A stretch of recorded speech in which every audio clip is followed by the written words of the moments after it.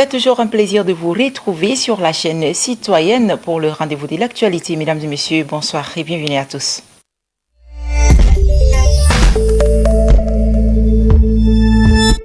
De cette édition, l'ancien ministre des Affaires étrangères du Tchad, Mohamed Saleh Anadif, est désigné au sein du panel de haut niveau des nations chargées de l'examen des objectifs de développement durable ODD, un choix porté par l'Union africaine. Les précisions avec Diana Nepitimbay. L'Organisation des Nations Unies a officialisé la nomination de Mohamed Saleh Anadif, ancien ministre des Affaires étrangères du Tchad, comme membre du panel de haut niveau chargé d'évaluer la mise en œuvre des objectifs de développement durable. Proposé par l'Union africaine, il y représentera le continent au sein de ce mécanisme stratégique. Diplomate de carrière et figure reconnue de la gouvernance internationale, Anadif a occupé des postes de premier plan, notamment celui de représentant spécial du secrétaire général de l'ONU pour l'Afrique de l'Ouest et le Sahel. Son expérience dans la prévention des conflits, la médiation et la coopération multilatérale constitue un atout majeur pour contribuer à l'accélération de l'agenda 2030. Pour cette désignation, l'Afrique s'offre une voix influente dans les débats mondiaux sur le développement durable, renforçant ainsi son rôle dans la définition des politiques internationales.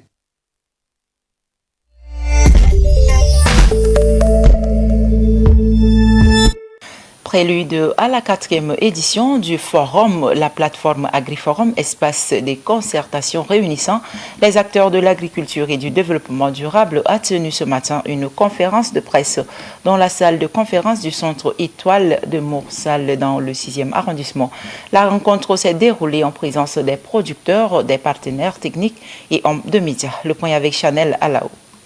C'est à travers une conférence de presse tenue ce vendredi 22 août 2025 au centre Étoile de Moursal que le coup d'envoi des activités préparatoires de la 4e édition d'AgriForum a été officiellement donné. L'objectif global est de contribuer à intégrer les exploitants agricoles dans le processus de développement des chaînes de valeur alimentaire. Spécifiquement, il s'agit de donner les clés pour comprendre les défis, les enjeux et les opportunités au développement de l'agribusiness. Contribuer à l'évaluation des opportunités et contraintes au développement des chaînes de valeur potentiellement porteuses. Susciter et consolider les collaborations entre exploitants agricoles et les acteurs institutionnels ainsi que ceux du secteur privé.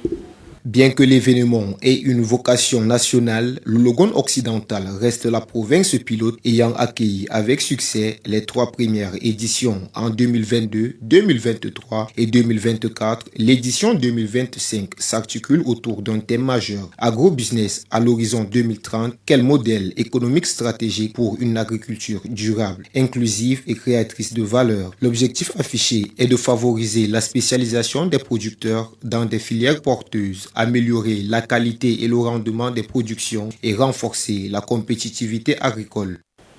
Les résultats escomptés sont au moins 2500 participantes et participants s'approprient des connaissances sur les défis, les enjeux et les opportunités qu'offre l'agribusiness en matière de création de richesses et des emplois. Des accords de collaboration sont signés entre exploitants agricoles et des acteurs institutionnels ainsi que ceux du privé sur les chaînes de valeur ciblées.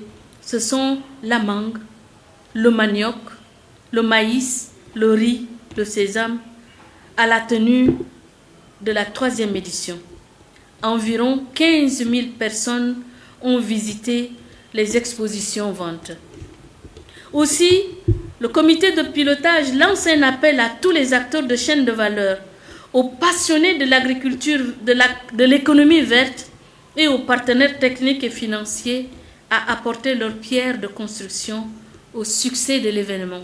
Dans son intervention, Madame Dionadi Brigitte, vice-présidente du comité de pilotage, a salué l'accompagnement constant des autorités provinciales, en particulier le gouverneur de Moundou, parrain de l'événement depuis 2022. Elle a également exprimé sa reconnaissance aux partenaires techniques et financiers, parmi lesquels l'ANADER, l'ITRAD, l'IRED et l'ONG SOSAI, et bien d'autres dont l'appui demeure essentiel à la réussite de cette initiative.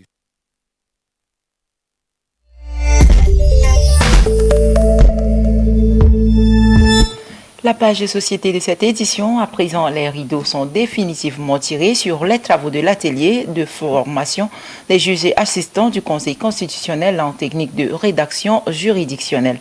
Organisée par le projet d'appui au Parlement et aux processus électoraux, cette formation a été clôturée par le président du Conseil constitutionnel, Maître Jean-Bernard Pardard, et qui par ailleurs interpelle les participants à mettre en application les acquis et les recommandations de cette formation formulée.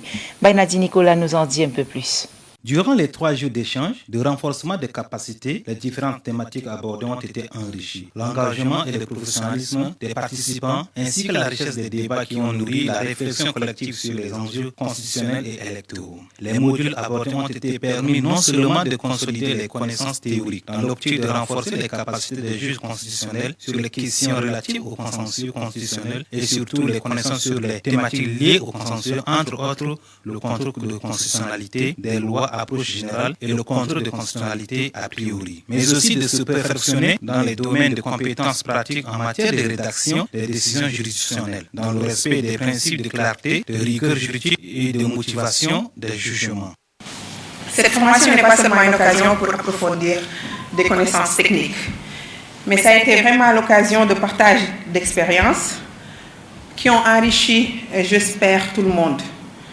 Donc, les différentes thématiques abordées ont été enrichies par l'expérience professionnelle de tous les participants. Encore à nouveau, cette formation revêt d'une importance capitale, non seulement pour perfectionner le travail individuel de chaque juge, mais aussi pour le renforcement institutionnel du Conseil constitutionnel qui est un pilier. Cette formation revêt une importance particulière à l'heure où les institutions judiciaires sont appelées à jouer un rôle fondamental dans la consolidation de l'état de droit et la garantie de la régularité du processus électoral. Le renforcement des capacités des juges constitutionnels est un levier essentiel pour assurer l'indépendance, l'efficacité et la crédibilité de la justice.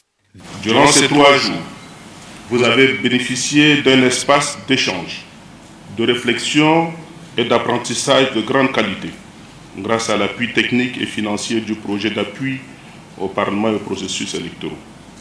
Je voudrais à cet instant exprimer la gratitude du Conseil constitutionnel au projet d'appui au Parlement et au processus électoraux pour cet engagement constant qui illustre l'importance que nos partenaires, autant pour moi, accordent au renforcement de capacités de notre institution. Le Conseil constitutionnel est au cœur de l'état de droit et de la démocratie. Sa mission exige rigueur, impartialité et surtout une maîtrise parfaite des règles de droit et des techniques rédactionnelles qui garantissent la clarté, la cohérence et l'autorité de nos décisionnels. Les participants sont bien outillés dans de divers domaines, qu'à la fin de cette formation, ils seront en mesure de traiter les affaires avec rigueur et d'assurer la transparence du processus. Ils auront également les compétences nécessaires pour justifier leurs décisions sur la base d'arguments juridiques solides. À noter que 54 juges qui ont pris part à cette formation ont reçu des attestations. Les participants ont exprimé leur reconnaissance aux formateurs, les intervenants et les patrons du projet pour la qualité du travail abattu. C'était le reportage de Bainadi Nicolas, situé donc dans la commune du 9e arrondissement de la capitale. L'abattoir de Walia regorge des main-d'œuvre et du personnel qualifié répartis en coopérative au service d'abattage. Ces derniers se lèvent tôt et travaillent dans les conditions exécrables. Roseline Nendié-Courbois nous en parle.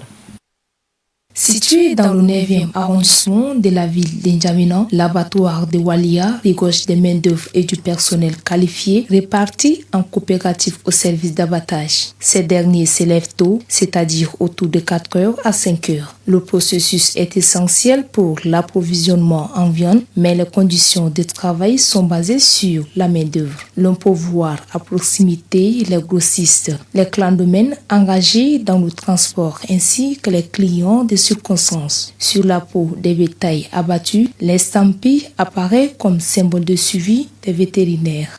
À l'instar des efforts consentis s'ajoute l'exposition biologique, à savoir le contact direct avec le sang, viscères, fluides animaux, les risques de zoonose, c'est-à-dire des maladies transmissibles de l'animal à l'homme. La répétition de l'abattage peut être moralement difficile, parfois source de détresse physique. Ainsi, l'abattage est une activité à la fois indispensable et sensible. Malheureusement, les conditions de travail sont extrêmement difficiles, tant sur le plan physique psychologique et économique. Et puis la consommation de l'eau dont les jarres de manière inappropriée avec les mêmes gobelets représente des risques de contamination pouvant entraîner donc diverses maladies. Ces risques sont particulièrement élevés dans les zones où l'accès à l'eau potable est limité, où les systèmes d'assainissement sont vraiment précaires. Suivez à ce sujet le reportage de Sanodi Mandel.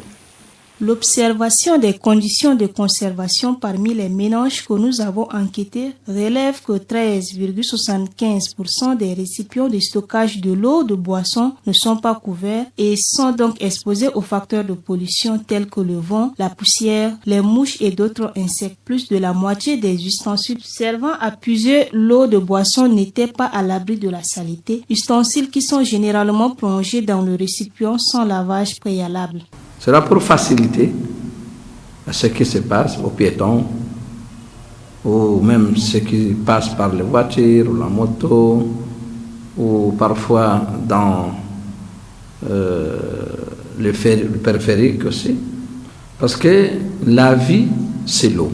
Les musulmans font ça pour avoir l'ajr, le salaire comme on dit. Le salaire d'Allah subhanahu wa ta'ala, le jour de la résurrection aussi.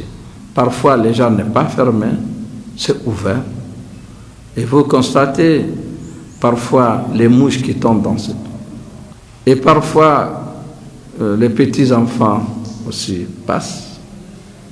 Ils mettent leurs mains. Et les passagers boivent.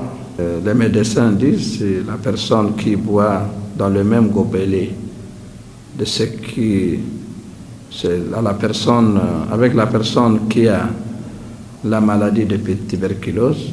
Pour éviter ces choses, on peut demander aux bienfaisants de mettre des petites cases, des petits gobelets qui s'échangent. On boit, on les jette, on boit, on les jette. Le risque d'une contamination de l'eau ou celui de voir des robinets à sec est une menace réelle sans cesse contrôlée. Les risques sont nombreux, qui sont des substances indésirables ou toxiques pouvant se retrouver dans l'eau de consommation. Je n'apprécie pas trop cette façon de faire. On dit que c'est une bénédiction de Dieu, c'est cela qui va nous ouvrir la porte du paradis. On n'est pas sorti d'un tronc d'arbre, mais il faut prévenir. Quand tu veux faire de longues distances, tu sais qu'après tu vas avoir soif.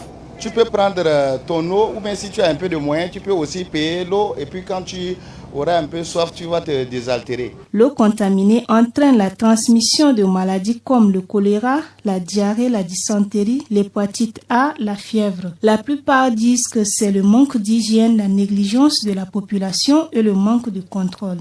La population devrait prendre conscience car la santé n'a pas de prix. En société toujours, à chaque saison de pluie, la capitale du Tchad revit le même scénario.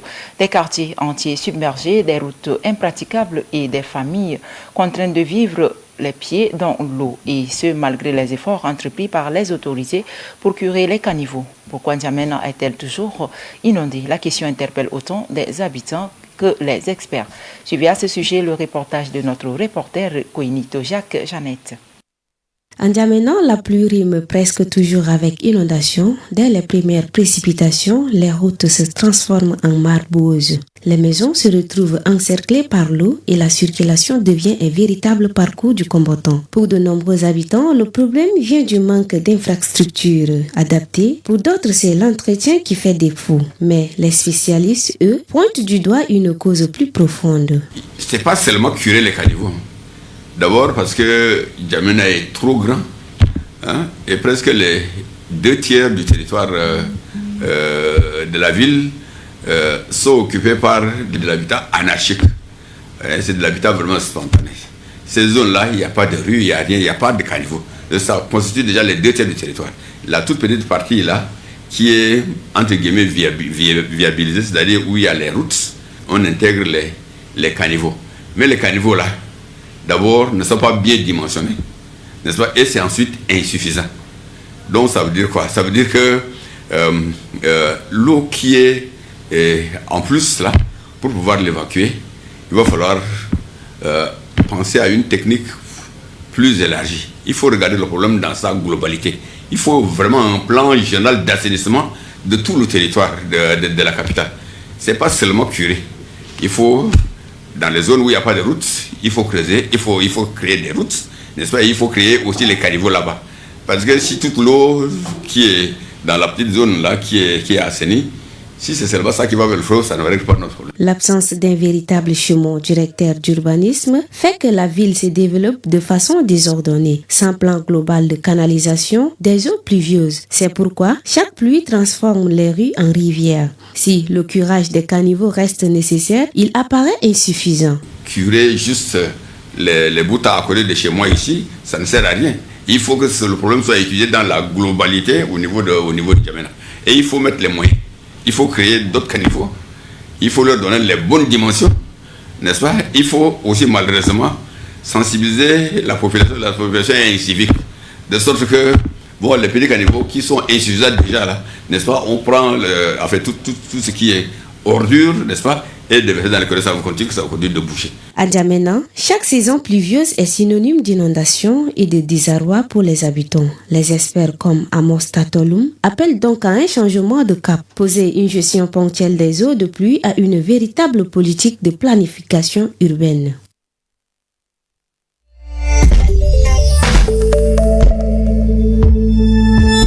La suite de l'actualité, mesdames et messieurs, quelques jours après son lancement officiel dans les locaux du groupe Média Electron, École de louanges et de musique Econalum poursuit son aventure avec un enthousiasme manifeste, tant du côté des apprenants que des formateurs. Un tour dans les différents ateliers nous révèle l'ardeur, la passion et les premiers fruits de cette initiative des Chantres Unis du Tchad.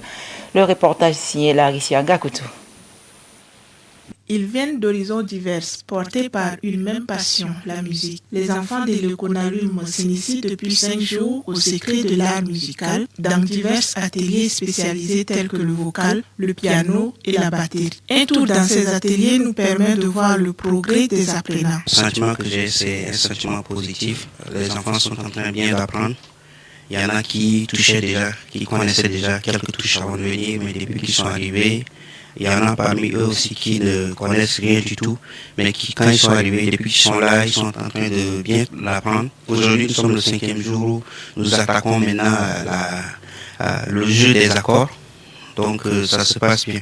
Pour un leader, avoir une très bonne technique vocale, avoir une justesse qui va avec, permet d'emmener, en plus de ce côté spirituel-là, une émotion particulière dans l'assemblée. C'est dans cette optique que nous apprenons à ces jeunes enfants de mieux gérer leurs compétences techniques ou de les améliorer. De l'aveu des formateurs, les résultats sont déjà éloquents. Certains qui n'avaient aucune notion musicale parviennent aujourd'hui à poser leurs doigts sur un clavier, à maîtriser les premières bases de la batterie ou encore à chanter devant un auditoire en respectant les notes musicales. Chaque atelier, insiste-t-il, joue un rôle essentiel et trouve toute sa légitimité dans la composition d'un orchestre.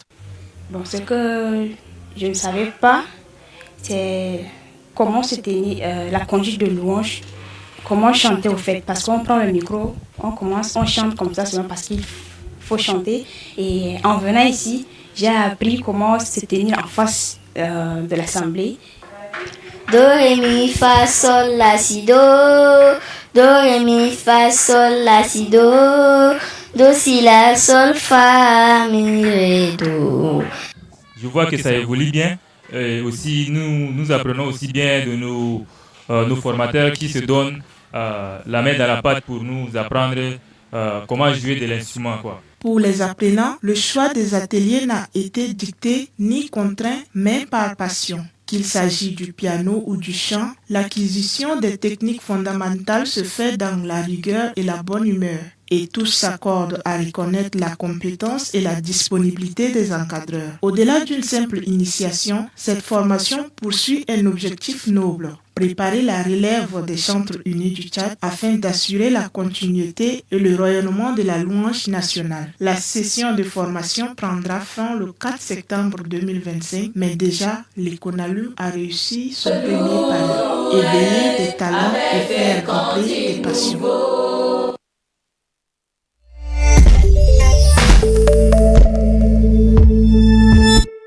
Créé en 1986, l'abattoir de Walia constitue un maillon essentiel d'approvisionnement en viande dans la capitale. Depuis quelque temps, les rumeurs et spéculations entourent le fonctionnement de cet abattoir, jetant donc le doute sur la qualité de la viande proposée aux consommateurs.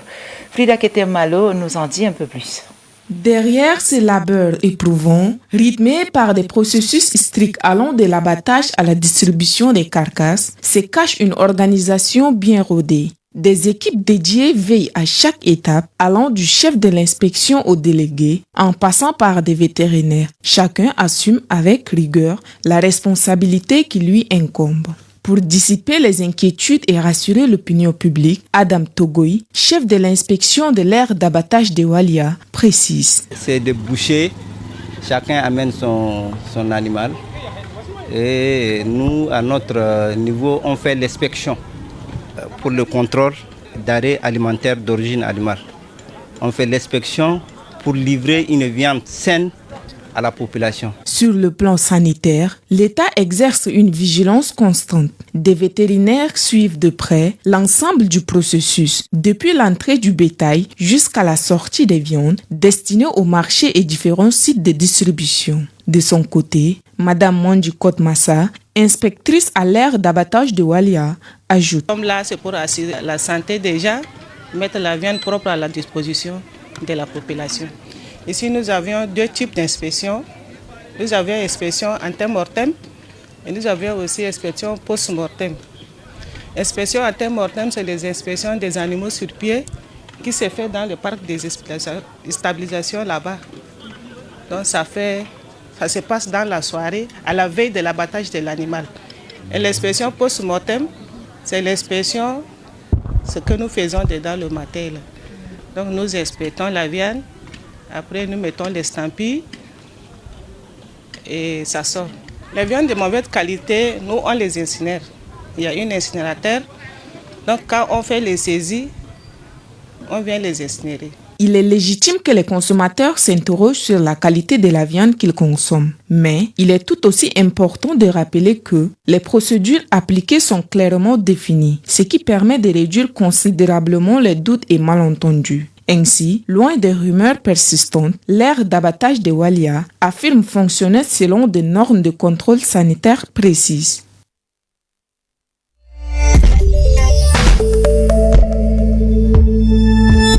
La série Patates amères, une série qui fait la fierté du Tchad grâce aux efforts fournis donc par la maison de production et les organisateurs. Cette maison de production, figure emblématique du cinéma, fait face à d'énormes difficultés. Le coordonnateur de la maison de production déplore le manque de soutien et interpelle donc les autorités compétentes.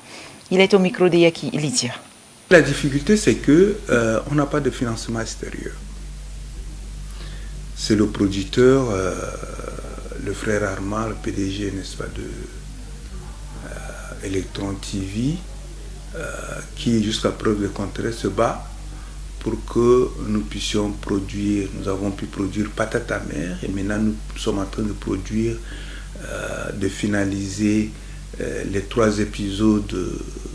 C'est 13 épisodes, mais là nous sommes en train de finaliser les 3 épisodes.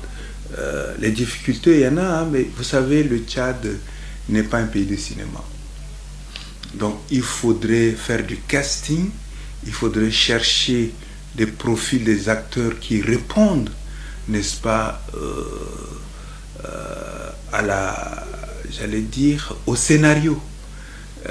L'histoire, on ne peut pas, et nous avions dit que Djaraban, son contexte, son contenu à un certain niveau, donc il faudrait trouver des acteurs qui répondent. Donc en même temps, nous n'avons pas un financement extérieur, en même temps, nous n'avons pas de cadres.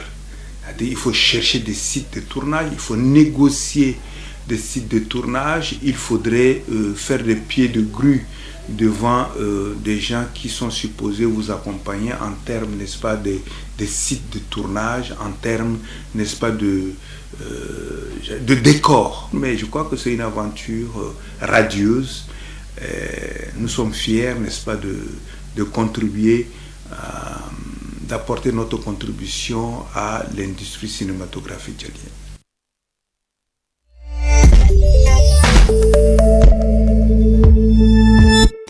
Et puis l'armée nigérienne a déclaré hier avoir abattu un chef de la secte Boko Haram lors d'une opération menée la semaine dernière dans le bassin du lac Tchad, zone frontalière entre le Niger, le Nigeria, le Cameroun et le Tchad. Un coup de filet qui illustre donc la détermination des forces de défense nigériennes à endiguer une menace terroriste. Djekausom Evariste nous en dit un peu plus.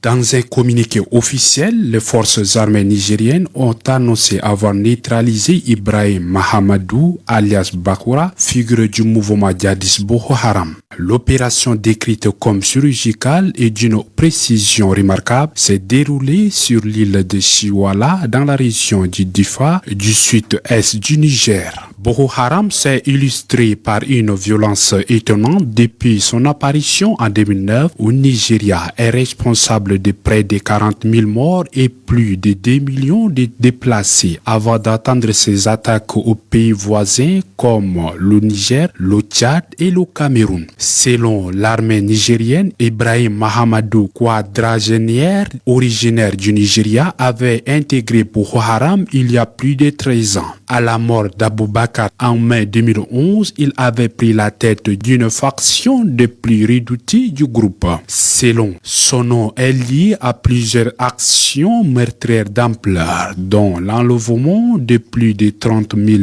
élèves à Kouringa, au Nigeria en mars 2024, mais aussi à des attentats suicides perpétrés comme les lieux publics tels que marchés, mosquées et rassemblements civils. Il est également tenu responsable de multiples attaques armées contre les forces de défense du Nigeria, du Niger, du Tchad et du Cameroun. Avec élimination, Niamey attendre d'adresser un message clair. La lutte contre le terrorisme dans la région reste une priorité nationale et régionale, malgré la complicité sécuritaire qui prévoit dans le bassin du lac Tchad.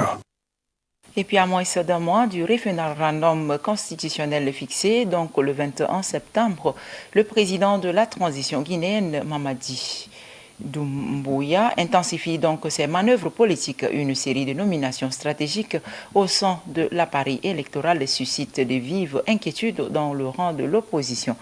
Le reportage de Nodimadi Dangar Josiane.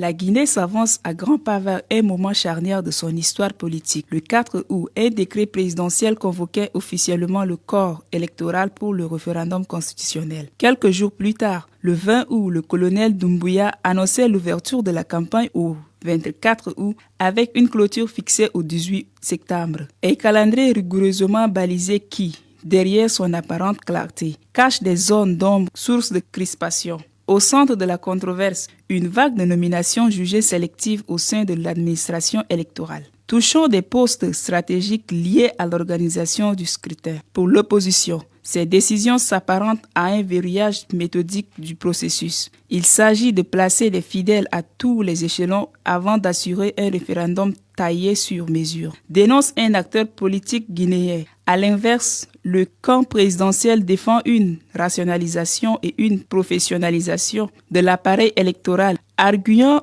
de la volonté du chef de la transition d'assurer un scrutin crédible et ordonné. Mais au-delà des discours, cette confrontation cristallise les tensions d'une transition déjà contestée. Le référendum du 21 septembre s'annonce comme une épreuve de vérité pour la légitimité du régime. Si les doutes sur la transparence persistent, ce rendez-vous électoral pourrait loin stabiliser la Guinée, ouvrir un nouveau cycle de contestation et d'instabilité politique. Et c'est la fin de cette édition. Merci de nous avoir suivis. Mesdames et messieurs, merci à toute l'équipe de la réalisation. Au revoir et à demain avec le même plaisir.